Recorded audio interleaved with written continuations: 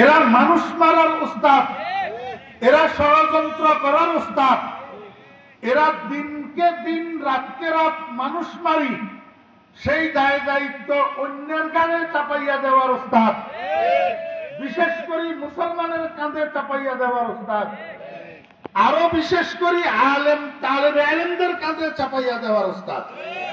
তাদের নাম ইহুদি, তাদের নাম ইহুদি। মুসলমান ভাইয়েরা, একটু সাবধান হওয়ার জন্য বলতেছি, কোন অবস্থায় ইহুদিকে বন্ধু বানানো যাবে না এবং ইহুদির দোসরকেও বন্ধু বানানো যাবে না। ইহুদির এজেন্টকে কোন অবস্থায় ভালো বলা যাবে না।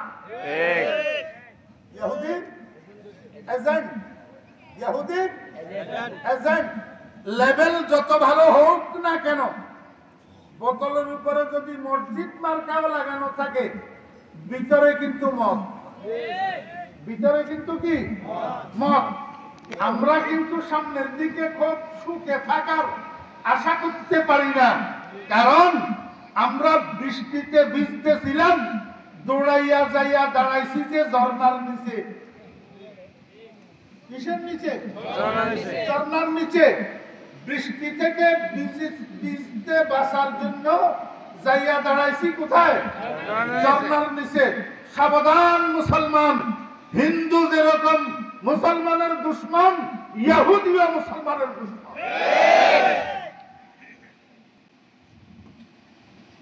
আল আকলু তাকফিহিল ইশারা, আকলমন্দেরা ইশারা কাফি বাসন, আকলমন্দেরা ইশারা কাফি বাসন। ইহুদি বড় জঘন্য জাতি, ইহুদি বড় জঘন্য জাতি। এখন বিস্তারিত বলার আজকে সময় নেই। হযরত ইয়াকুব আলাইহিস সালামের বংশধরদের নাম বনি ইসরাইল। এই বনি ইসরাইল বর্তমানে আছে না নাই? কারা তারা? ইহুদি আর খ্রিস্টান। তো হযরত ইউসুফ আলাইহিস সালাম বনি ইসরাইল বংশের প্রথম নবী, বনি ইসরাইল বংশের প্রথম নবী। এখনো পর্যন্ত হয় নাই, আরো পরে যাইয়া হয়েছে। এখন ইউসুফ আলাইহিস সালাম স্বপ্নে দেখলেন 11টা তারকা আর সূর্য আর চন্দ্র, 13 জন একসাথে উনাকে সেজদা করতেছে। 11টা তারকা হইল ইউসুফ আলাইহিস সালামের 11 জন ভাই, 11 জন ভাই। ইউসুফ আলাইহিস সালামেরা, ইউসুফ আলাইহিস সালাম সহ মোট 12 ভাই। 10 ভাই ইয়াকুব আলাইহিস সালামের আগের সংসারের, আর 2 ভাই ইয়াকুব আলাইহিস সালামের পরের সংসারের। আগের সংসারের 10 জন, পরের সংসারের ইউসুফ আলাইহিস সালামের ছোট ভাই বিনিয়ামিন সহ 11 জন। এই হইল 11টা তারা। আর সূর্য হইল আব্বা, চন্দ্র হইল আম্মা। এই 13 জনে ইউসুফ আলাইহিস সালামের কি করতেছে? সেজদা করতেছে। তাহলে তো বোঝা যায় গায়রুল্লাহরে সেজদা করা যায় কি না? না। কোরআন শরীফের ভিতরে আল্লাহ কইতেছে যে ইউসুফ আলাইহিস সালাম স্বপ্নে দেখছে ইউসুফ আলাইহিস সালামকে 11 জন ভাই, সেই সাথে আব্বা আম্মা সহ 13 জন সেজদা করতেছে, স্বপ্নে দেখছে।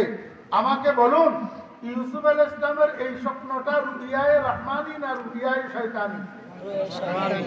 রুইয়ায়ে রহমানি। তো রুইয়ায়ে রহমানি পরবর্তীতে বাস্তবায়িত হয়েছে না হয় নাই? হয়েছে।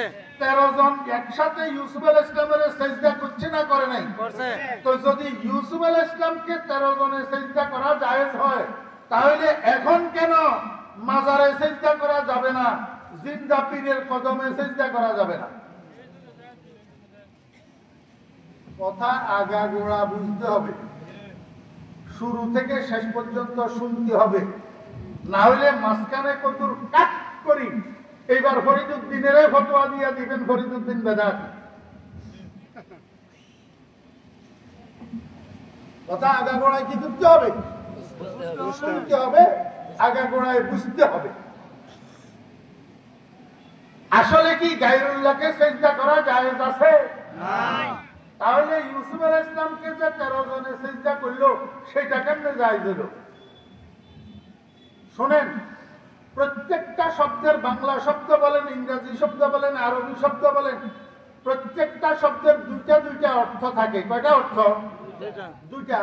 একটা আবিধানিক অর্থ, যেটা অভিধানের মধ্যে লেখা থাকে, আর একটা পারিভাষিক অর্থ, যেটা মানুষের পরিভাষার মধ্যে প্রচলিত হয়। একটা আবিধানিক অর্থ আর একটা পারিভাষিক অর্থ। সেজদা শব্দের আবিধানিক অর্থ হলো সারজুকানা। সেজদা শব্দের আবিধানিক অর্থ কি? সারজুকানা। কেউ সারজুকানা বরাহে তাজিম, বরাহে তাজিম, কাউকে শ্রদ্ধা জানানোর জন্য, কুর্নিশ করার জন্য মাথাকে নিচের দিকে অবনত করা, এইটাও সেজদা। এটাও কি? সেজদা। আর ইসলামের পরিভাষায় সেজদা বলা হয় ওয়াজউল জাবহাতে আলাল আরদ, ওয়াজউল জাবহাতে আলাল আরদ লিইতিমার আমরিল্লাহ সুবহানাহু ওয়া তাআলা রিযাল্লাহ। ইসলামী শরীয়তের পরিভাষায় সেজদা বলা হয় এই কপালটাকে জমিনের উপরে রাখা, আল্লাহ পাকের হুকুম পালনার্থে, আল্লাহ পাকের সন্তুষ্টি অর্জনের জন্য। ঠিক আছে না? না আমার ভাইয়েরা, দোস্ত আহবাব, নামাজের দাম এত বাড়া বাড়ছে কেন জানেন? নামাজের দাম এত বাড়া বাড়ছে সেজদার কারণে। নামাজের দাম এত বাড়ছে কেন? সেজদার কারণে। নামাজের মুখ্য অংশ হলো সেজদা। যে একটা কথা কেউ বলে হাদিস, আসলে হাদিস না, মাকুলা। as-salatu mi'rajul mu'minin, নামাজ ইমানদারের জন্য মেরাজ। ইমানদারের জন্য কি? মেরাজ।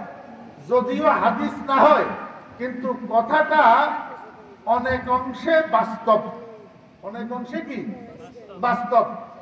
নামাজ ইমানদারের জন্য মেরাজ, অর্থ নামাজের মধ্যে ইমানদারের সাথে আল্লাহর সাথে সাক্ষাৎ হয়। নামাজের মধ্যে আল্লাহর সাথে ইমানদারের সাথে কি হয়? সাক্ষাৎ হয়। বুঝে থাকলে বলুন, এই সাক্ষাৎটা, এই দিদারটা মানুষ যে পায় নামাজের মধ্যে, কোন রুকনের মধ্যে পায়? माल दौलत की हवस दिल से निकाल, दिल को पर अनवार कर ऐ जुल जलाल, दिल हो आए ना तेरी दीदार का, सर झुका कर देख लो तेरा जमाल। আমাদের দাদা পীর ফটিয়ার হযরত মুফতি আজিজুল হক সাহেব রাহমাতুল্লাহি আলাইহি ভোর রাতে উঠে তাহাজ্জুদের নামাজের পরে আল্লাহর দরবারে মুনাজাত করি কাঁদে, ইয়া আল্লাহ, আমার দিলের থেকে দুনিয়ার মাল দৌলতের মহব্বত বাইর করে দাও। দুনিয়ার মাল দৌলতের মহব্বতে মানুষের দিলকে অন্ধকারাচ্ছন্ন করে দেয়। কি করে দিই? অন্ধকার। মাল দৌলত কি হাওয়াস দিল সে নিকাল, দিল কো পর আনোয়ার কর আয় জুল জালাল। আয় আল্লাহ, আমার দিলটাকে, আমার কলবটাকে তুমি সম্পূর্ণরূপে আলোকিত করে দাও। দিল হো আয় না তেরি দিদার কা, আয় আল্লাহ, আমার দিলটাকে তোমার দিদারের জন্য, তোমার দর্শনের জন্য তুমি আয়না বানাইয়া দাও। আয়না সর ঝুকা কর দেখে লো তেরা জামাল। আয় আল্লাহ, আমার দিলটা যদি স্বচ্ছ আয়নার মতো হইয়া যায়, আমি যখন নামাজের মধ্যে দাঁড়াবো, আমি যখন সেজদায় যাব, এই সেজদার মধ্যে যাইয়া আমি তোমার অপরূপ সৌন্দর্যটা অবলোকন করতে পারবো। সর ঝুকা কর দেখে লো তেরা জামাল। আল্লাহু আকবার।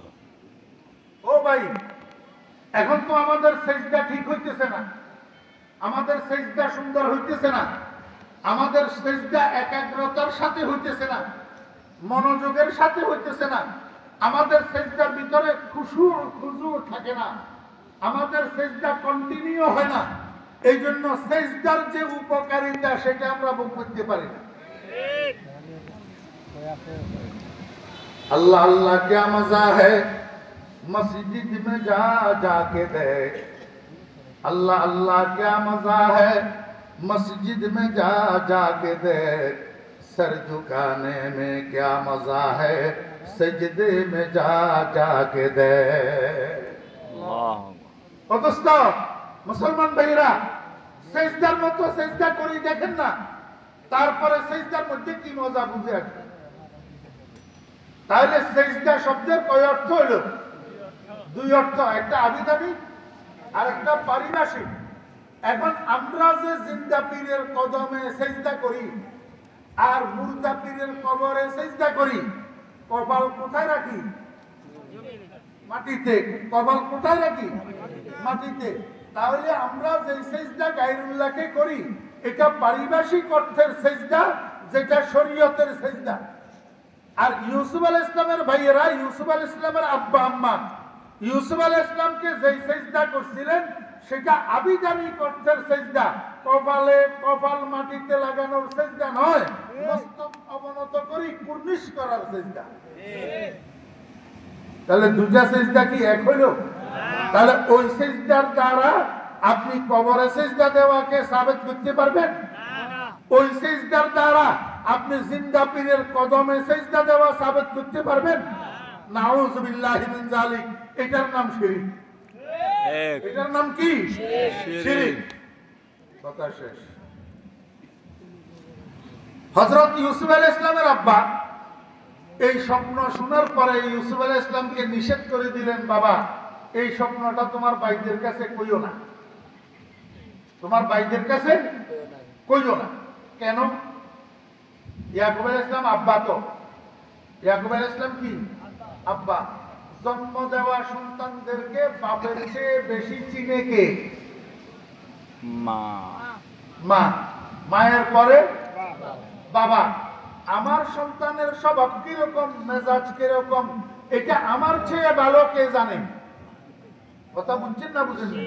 অতএব হযরত ইয়াকুব আলাইহিস সালামের 12 জন সন্তানের কার মেজাজ কিরকম এই কথা ইয়াকুব আলাইহিস সালামের থেকে বেশি কেউ জানতো না। ইয়াকুব আলাইহিস সালাম আগে থেকেই জানে যে উনার আগের ঘরের 10 জন সন্তান পরের ঘরের সন্তান ইউসুফের হিংসা করে। ইউসুফের কি করে?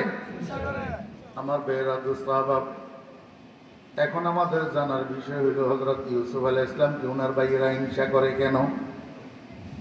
মুফাসসিরিনে কেরাম রাহিমাহুল্লাহ লিখেন, ইউসুফ আলাইহিস সালামের ভাইগণ ইউসুফ আলাইহিস সালামকে দুই কারণে হিংসা করে।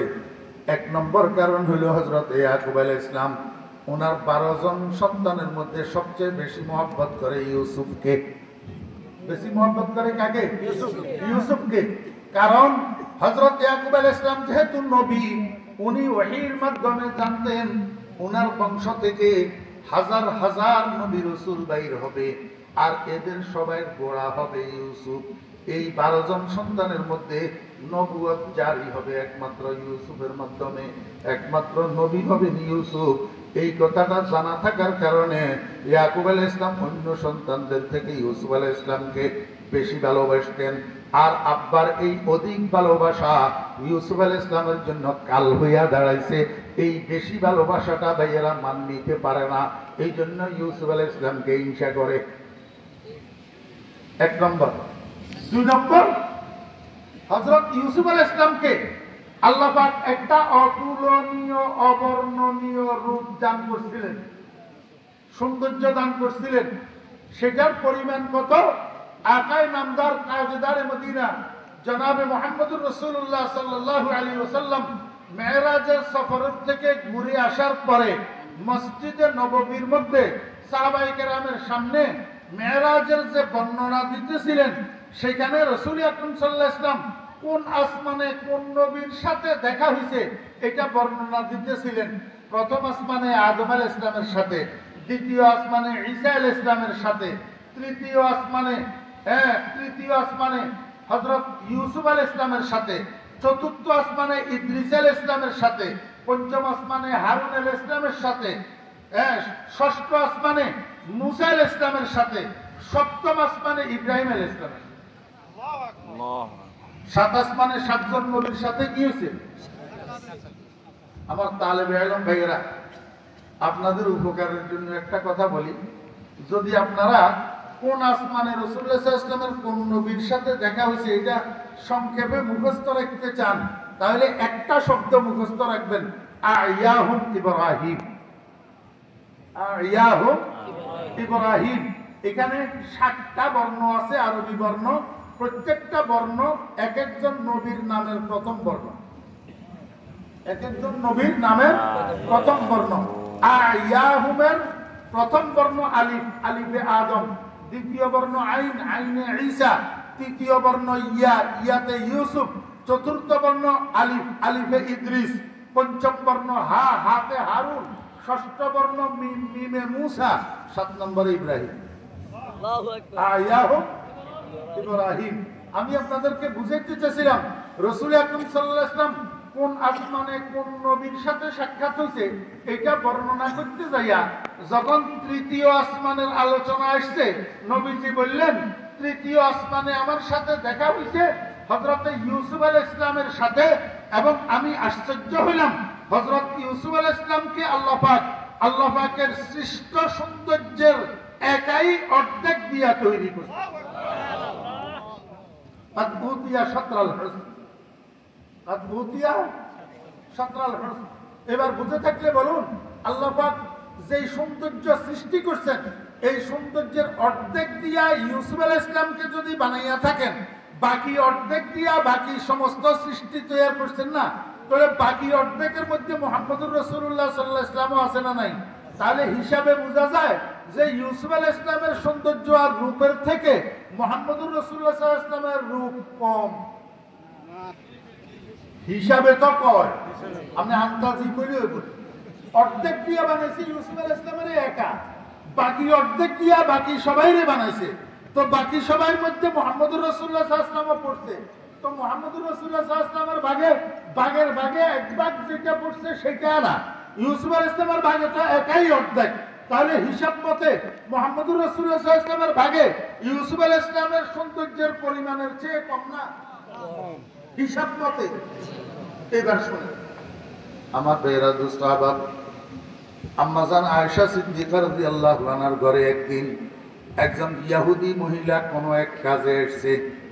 কথায় কথায় এক পর্যায়ে ইহুদি মহিলা আম্মা জান আয়েশা সিদ্দিকা রাদিয়াল্লাহু আনহাকে জিজ্ঞেস করে, আয়েশা বলো দেখি তোমার স্বামীর সৌন্দর্য বেশি না আল্লাহর নবী ইউসুফের সৌন্দর্য বেশি?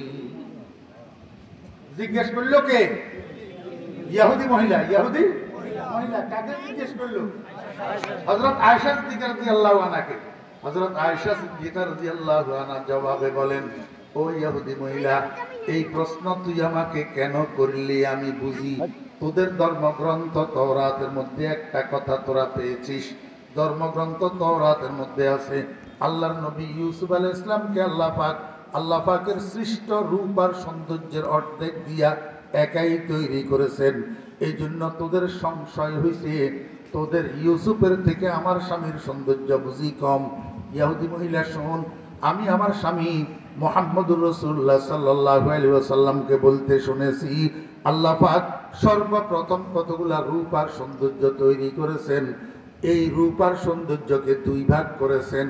এক ভাগ দিয়া হযরত ইউসুফ আলাইহিস সালামকে তৈরি করেছেন, আর এক ভাগ দিয়া গোটা সৃষ্টি জগৎকে, মানব দানব হাইওয়ান জানোয়ার কীট পতঙ্গ আসমান জমিন চন্দ্র সূর্য পাহাড় পর্বত যত সৌন্দর্য আছে সব দিয়া বাকি অর্ধেক দিয়া সমস্ত সৃষ্টিকে তৈরি করেছেন। ওই ইহুদি মহিলা এই দোনো ভাগ সৌন্দর্যকে একসাথ করলে যেই পরিমাণ হয়, ওই পরিমাণ সৌন্দর্য আমার স্বামীকে আল্লাহ পাক রব্বুল আলামিন একাই দান করছে। হুসনে ইউসুফ দামে ঈসা ইয়াদে বাইজাদারি, হুসনে ইউসুফ দামে ঈসা ইয়াদে বাইজাদারি, आँचे खोबा हमादारंद तू तन्हादारी, ऐसा तुझे खालिक ने तरहदार बनाया, ऐसा तुझे खालिक ने तरहदार बनाया, यूसुफ को तेरा तालिबे दीदार बनाया।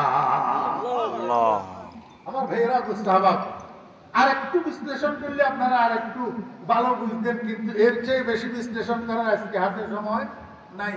আমাদের প্রিয় নবী সরকার দু আলম জনাব রাসূলুল্লাহ সাল্লাল্লাহু আলাইহি ওয়াসাল্লাম সুলতানুন নাস, সুলতানুল মুমিনিন, সুলতানুল মুসলিমিন, সুলতানুল জাহিদিন, সুলতানুস সালেহিন, সুলতানুল আরিফিন, সুলতানুল আম্বিয়াই ওয়াল মুরসালিন, সুলতানুল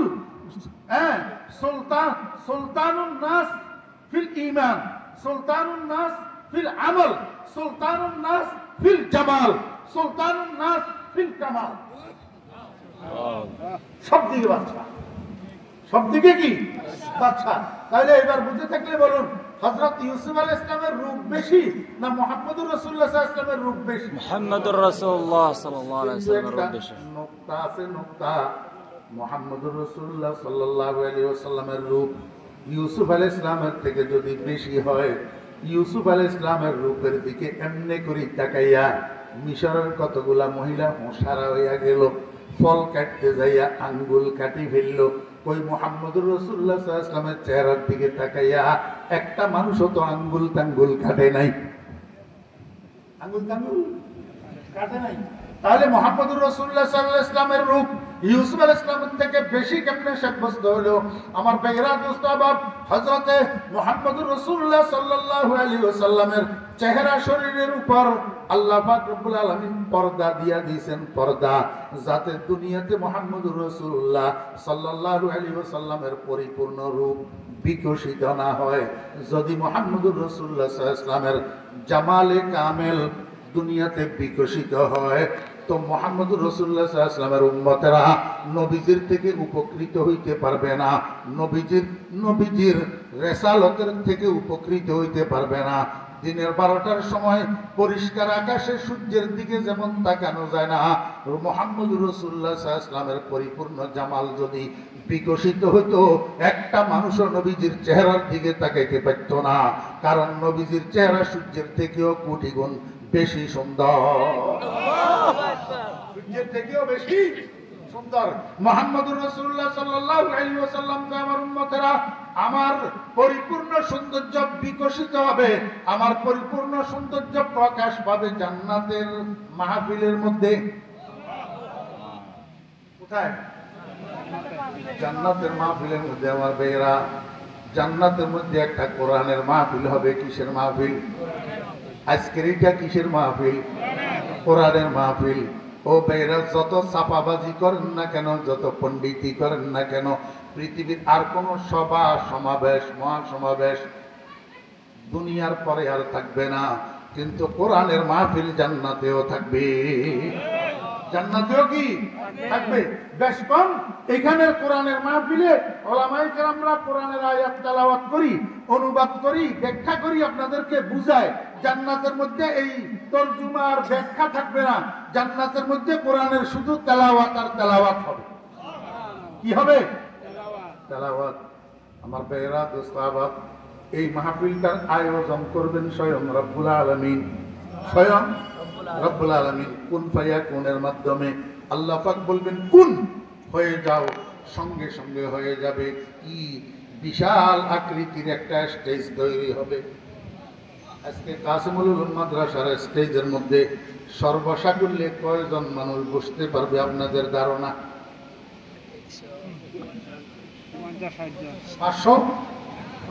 500 বসতে পারবে? শেষ পর্যন্ত ওবায়দুল কাদেরের স্টেজের মতো হবে। ঠিক। হ্যাঁ, 500 বসতে পারবে? 100 তাহলে 20-30 জন, এর বেশি বসতে পারবে না। আর জান্নাতের স্টেজের মধ্যে শুধু বিশেষ অতিথি হিসাবে উপস্থিত থাকবেন 1.5 লক্ষ নবী রাসূল। কোথায়? স্টেজে। এবার একটা স্টেজে 1.5 লাখ মানুষ যদি ধারণ করে, স্টেজটা কত বড়? আমার ভাইয়েরা, দোস্ত আহবাব, সামনের দিকে ফ্রন্ট সাইডে এরকম 2টা কুরসি থাকবে। কুরসি, একটা সভাপতির জন্য আর একটা প্রধান অতিথির জন্য। সভাপতি হবেন লা ইলাহা ইল্লাল্লাহ, প্রধান অতিথি হবেন মুহাম্মাদুর রাসূলুল্লাহ।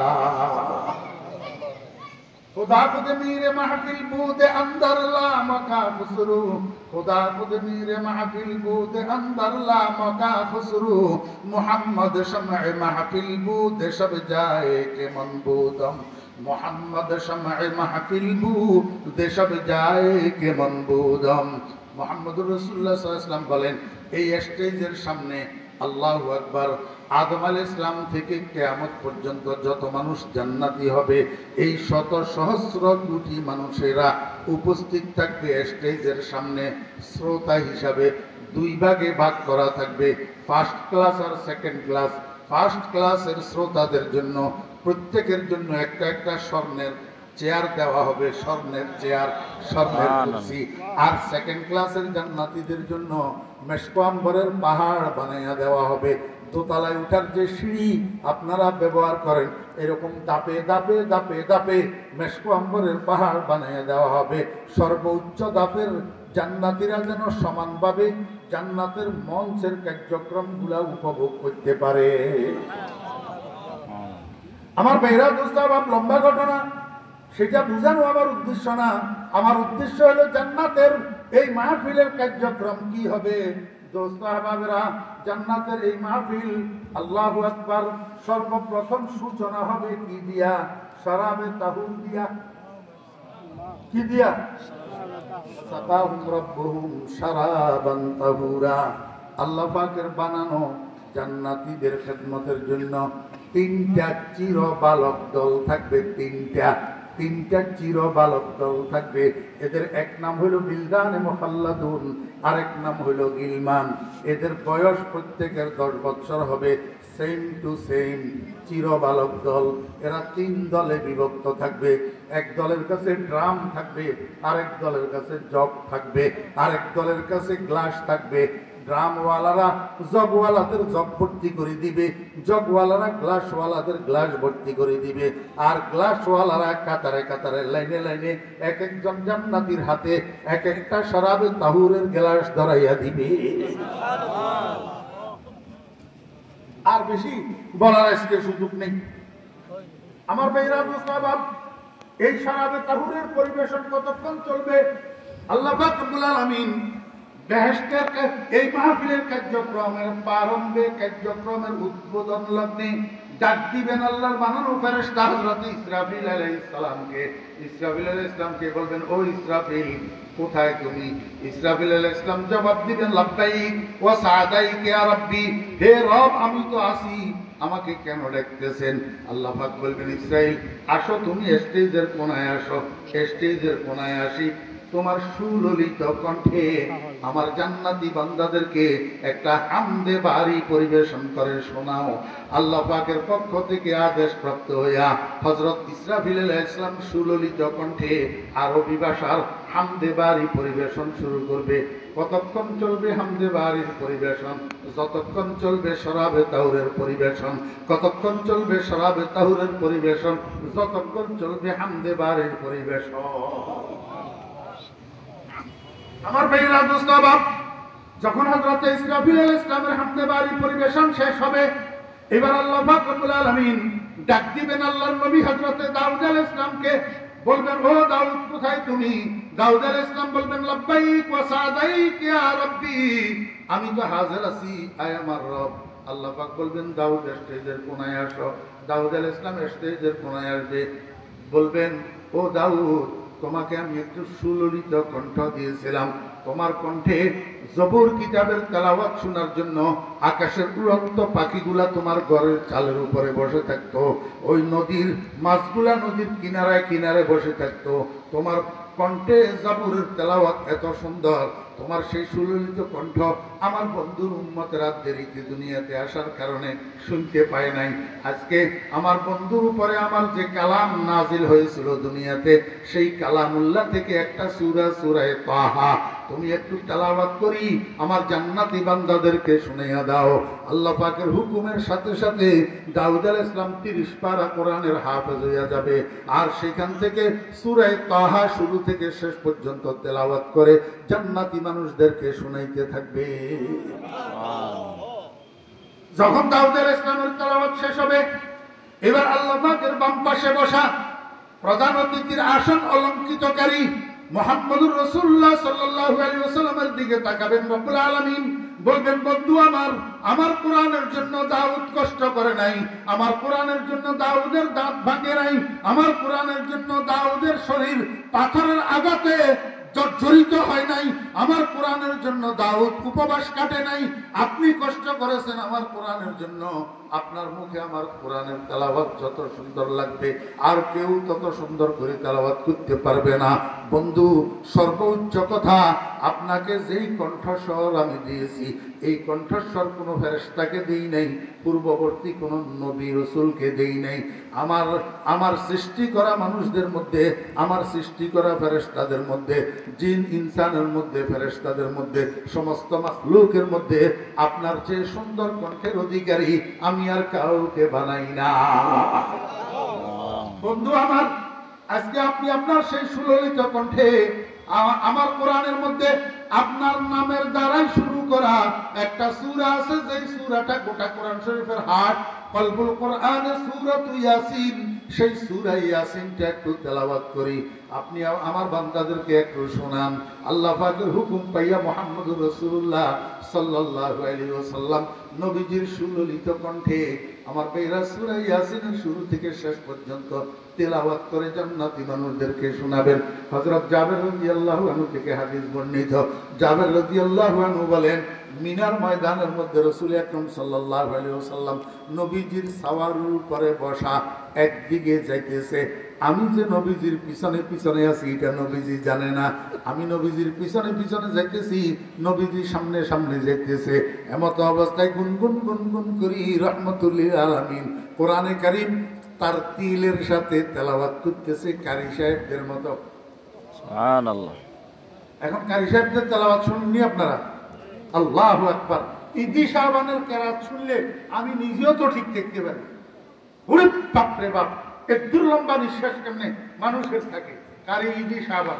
এই জন্য আমি বলি, স্কুল কলেজের ছাত্ররা, রাজনীতি করো যে আমার ছোট ভাইয়েরা, বেটা রাস্তা দিয়ে হাঁটতে হাঁটতে গুনগুন গুনগুন করি খালি সোনা বন্ধুর গান গাইস কেন, শুধু সোনা বন্ধুর গান শুনিস কেন?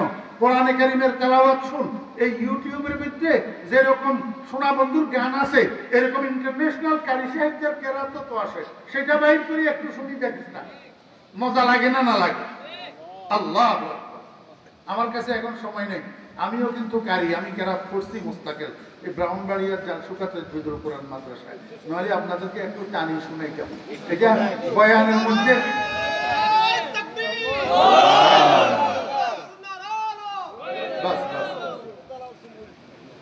এই বয়ানের মধ্যে কেরাত টানার আমার অভ্যাস নেই।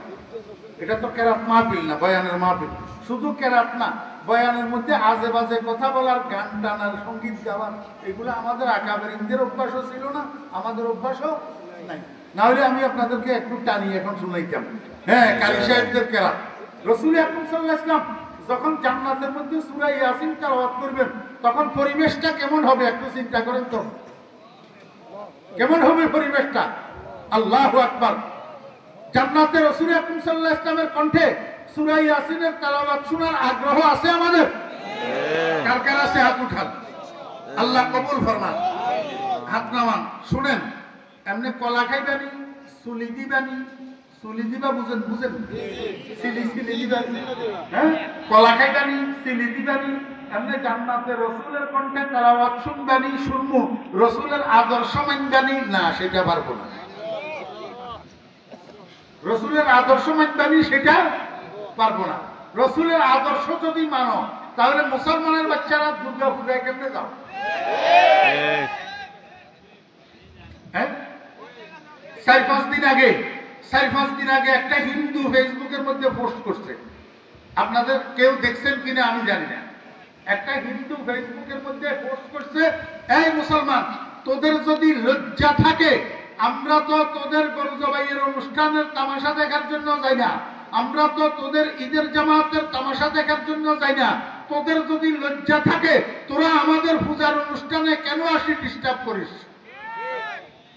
কে লিখছে? হিন্দু। হিন্দু আরো লিখছে, এই মুসলমান, তোরা যে স্লোগান দিস ধর্ম যার যার উৎসব সবার, তোদের এই স্লোগানটা ঠিক না। আসল স্লোগান হলো ধর্ম যার যার উৎসব তার তার। কে লিখছে? হিন্দু লিখছে, হিন্দু।